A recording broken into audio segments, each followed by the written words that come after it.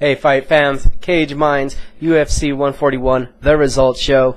Hope your Friday was full of pride. Mine was with the all-day marathon on Spike TV of the Best of Pride. Just makes me yearn for the days of face kicks on the ground and knees on the ground and, real fights before the American Athletic Association Committee, whatever, destroyed the rules that were in Pride fighting. It'd be much more awesome to see them in the UFC, in my opinion. Off the topic, back to UFC 141. We'll get right to the results of all the fights. We'll get to it. First fight, Diego Nunes, Gambirian. We had thought that we would see a second-round TKO for Nunes. He did control the fight with his leg kicks and displayed beautiful spinning back kicks. Did get caught with one big overhand right, but was able to withstand the offensive onslaught of Gambirian and remain in control to take the unanimous decision victory 29-28. The second fight that we had listed was Matthew Riddle versus Luis Ramos. Between the weigh-ins and the fight, Riddle became ill. The fight was pulled off the card. Luis Ramos did get his money, though, for showing up, as if you would have showed up to the fight and lost. Both of these men were in a loser kind of leaves the company, it looked like, with been cut scenario. So both men, I guess, on one side get to live the fight another day. And hopefully we'll get to see this bout actually come to fruition in a later event, later day and time. Hopefully we'll still get to see that, though. Next fight, Jacob Volkman versus Efren Escudero. We thought Volkman would win with a first-round Darce choke. Felt that Escudero would get caught after some kind of scramble. Didn't exactly happen that way. Volkman did use his grappling control the first and second round. In the third round, in my opinion, it was a very suspicious stand-up by referee Herb Dean, as Volkman was working for a half-guard back mount, trying to establish a dominant position. They were stood up, and at that point, it was Escudero who was able to get a choke, was not able to finish the fight with it, so he did lose in that in this decision victory. Fight was a little closer at the end, possibly than it should have been. I don't think it should have been stand-up at the minute-and-a-half mark when it was. Next fight, Dong Young Kim, Sean Pearson. We thought that Kim would just be better at every aspect and would get a unanimous decision victory. He didn't grapple as much as we thought. He did get that unanimous decision victory. And the biggest surprise in the night that I saw, he pulled out the Karate Kid kick. Yes, the Machida again. The crane. Wow. Caught Pearson with it, not a knockout blow, but it was landed, and it did knock Pearson wobbly. Was a pretty fun fight to watch if you have a chance to go on and watch the unviewed prelims.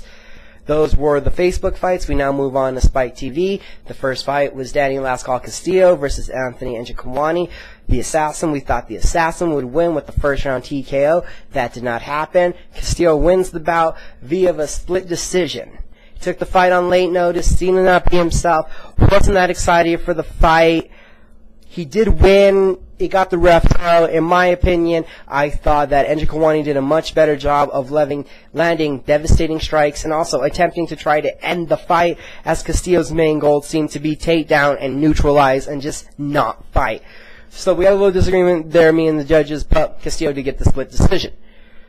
The fight that closed out the Spike show was Ross Pearson, Jr. Assunção. Pearson's debut at featherweight. We thought that he'd be successful with the split decision victory. He completely nullified the takedowns in the grappling of Assunção. Was not able to land as many crisp, clean shots as he wanted to, but did have a greater accumulation. Got a unanimous decision victory, and this will be a learning experience for Ross Pearson, as we hope to see the real deal, real improved in his next bout. This looked like a real learning experience from the weight class, from the speed of the weight class, from those aspects. We move on now to the main event card. The first fight was Jimmy Hetz versus Nam Phan. We thought that Hetz would take care of business, and he did. We had a 30-27 in the prediction. The fight itself was even more dominant, as he ended up winning 30-25, 10-8 rounds by two of the judges in the first and third round. Watch out, featherweights. Jimmy Hetz has some serious grappling and a real natural ability for accuracy with his ground and pound. To another young, remarkable talent, Alexander Gustafsson was taking on veteran Vladimir Matyushenko. We thought that Gustafsson would win with the third-round TKO. That came a lot faster. A knockout, a first-round TKO. Believe me when I say this. Phil Davis and Alexander Gustafsson, teammates at the Alliance Training Center now. I think they are the two biggest threats to John Jones in the light heavyweight division that is under the UFC banner at this time. We'll move on now to a welterweight fight, Johnny Hendricks and John Fitch. We thought that Hendricks would win this with a split decision. We were hoping it would be exciting. That means Hendricks would win it. If it was boring, it would be a Finch fight, a 12-second knockout of the night by Johnny Hendricks. Oh my God, exciting. And he gets the $75,000 bonus to take home with him. Big move up the ladder, and a dangerous left hand from Johnny Hendricks. We go to the co-main event of the night, Nate Diaz and the Cowboy Donald Cerrone. This had Fight of the Night written all over it. Did not disappoint. The men did get that award. We thought that Cerrone, after the striking, would be able to get it to the ground and win with the third round rear naked choke. I was wrong about that. I like the kickboxing over the boxing. I was wrong about the striking. The 8 points versus the 2 fists. The 2 fists were a lot of work. Combinations, accuracy, speed, and accumulation of those medium shots. Diaz using his shoulder out to extend his reach advantage. Since being back at 155, Diaz just looks to be the best performer and athlete that he could be.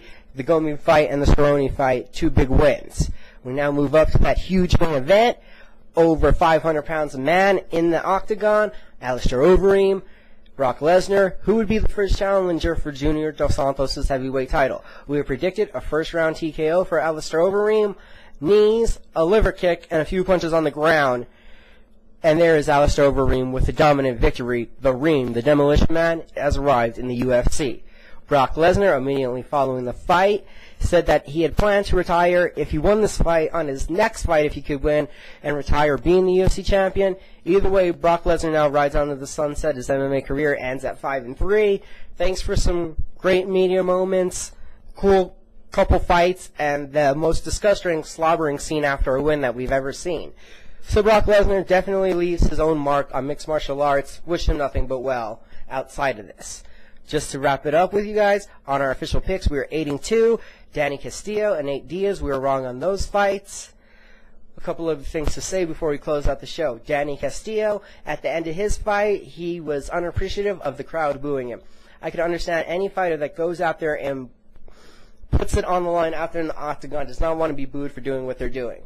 But as an athlete, he needs to understand that if the crowd's not seeing what they want, they're going to boo him. He remembers them booing probably at the Volkman-Castillo fight when he felt he didn't really lose that fight because he wasn't really beat up at the end of it. He was just nullified. Well, then he knows exactly how Njokuani feels because he was not beat up. He was just nullified, and I still think that on the face test that Castillo looked worse than Njokuani.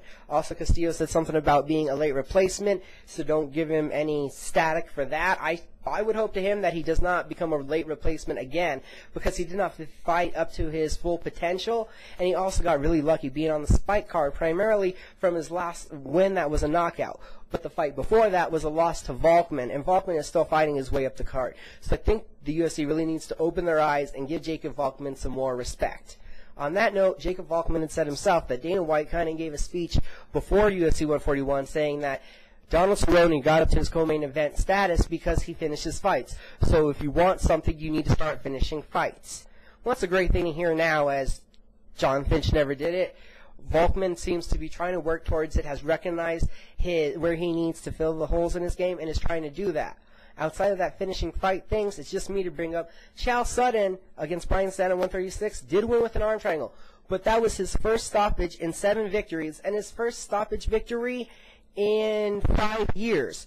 Also, his last 2 losses are by stoppage. So I don't get where stoppages help you and hurt you more. I guess that's just the UFC kind of playing favorites. After that, here's an interesting thing. It seems every time a member of Team Jackson's, a lightweight, gets that opportunity for a championship match, they're not able to rise to that level. Cerrone was told if he won this, he'd get a title fight. Gallard was in that same situation.